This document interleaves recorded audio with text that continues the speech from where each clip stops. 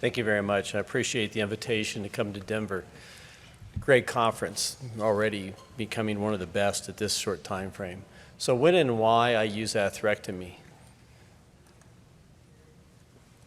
Maybe? There we go. We go back. Let me go to my disclosures. There we go. Those are my disclosures. Certainly there's a number of treatment options abound for especially the femoral popliteal region, most with randomized trial data. What actually sticks out is that atherectomy does not have randomized trial data, so we have to deal with that as practitioners. We're in a world of we're broke. We have to give valued care. So what is valued care? So certainly we already get outcomes and cost. And cost is not your upfront cost. It should be an episode of treatment. But also in there is the appropriateness, which has to be foremost, as well as the patient experience. Who is valued care for? It can be for the physician, the hospital, the payer, or the patient. Each one of those can see it differently. And we've got a big battleship that's been going one way for a long time, and we have to look at what is the role of atherectomy currently. The current drivers for atherectomy are kind of varied. First is financial. It's a little embarrassing that the fact that we're using and increasing the usage of atherectomy in our office-based labs, which by happenstance have our highest reimbursement for technical value. But there's also decreasing stent usage and for vessel preparation.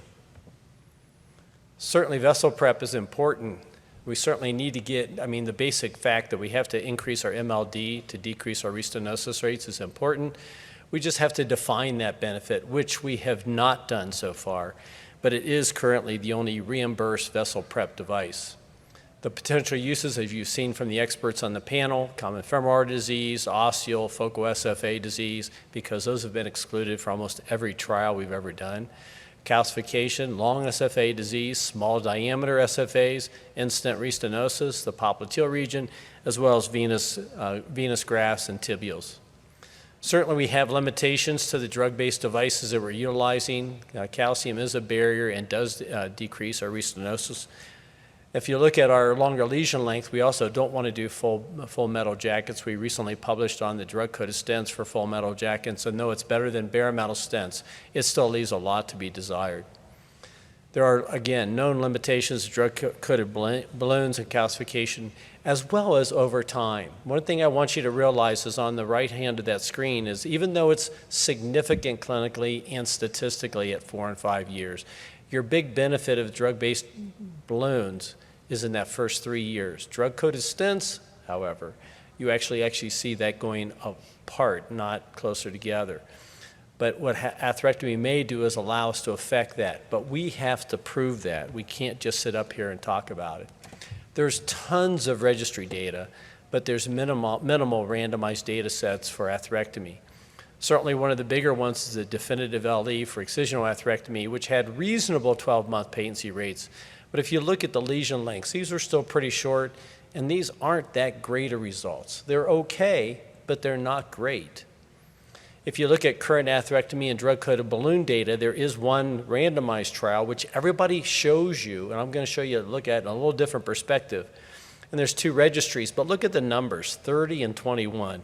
Yes, 1 year lack of repeat intervention seems pretty high, but these are self-selected, prone to bias, and we need much better data as we go along. Liberty looked at atherectomy in claudicants, Rutherford class 2 and 3, and looked at repeat restenosis. You can see this is actually pretty reasonable. The question is, what were the lesions and what other devices could have been used and how would they have compared? Because certainly this was the most expensive way to treat this. Every device shows reasonable results. JETSTREAM has reasonable results. If you look at their trial, again, registry trial. Pantheris shows pretty reasonable results with more of a imaging guided, an 82% freedom from TLR at 24 months. Not bad in 130 patients, not bad, but not huge, and again, not randomized. So we don't know what that would have looked like with a drug-coated balloon or a drug-coated stent. Randomized data for vessel prep. This is the one I want you to watch out for. This is directional atherectomy with drug-coated balloon and calcification. And certainly it looks by numbers to be pretty good. And if you look at it even at, a 2-year extension, it looks pretty good. But here I'm going to go back one. What's the p-value? non-significant. But everybody gets up and says how good it does. We need more data, you guys. Even at 2 years, the p-value is non-significant. Even though there's a trend, it's non-significant. Again, look at this, 2-year extension of the definitive AR.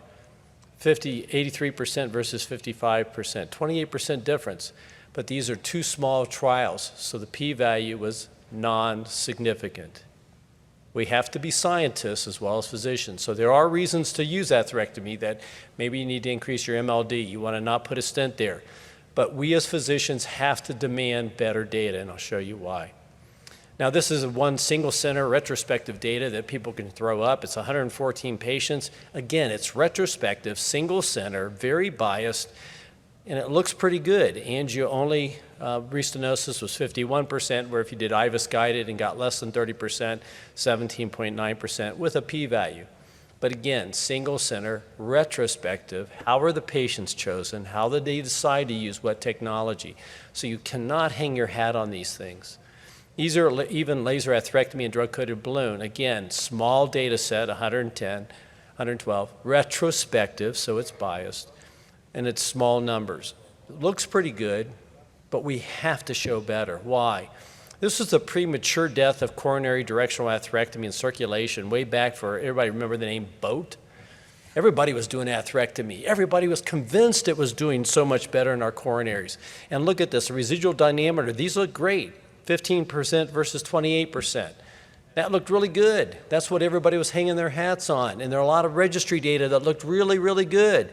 But in this randomized data set, you can see that if you looked at target site revascularization, it was 15% versus 18.3%, P non-significant.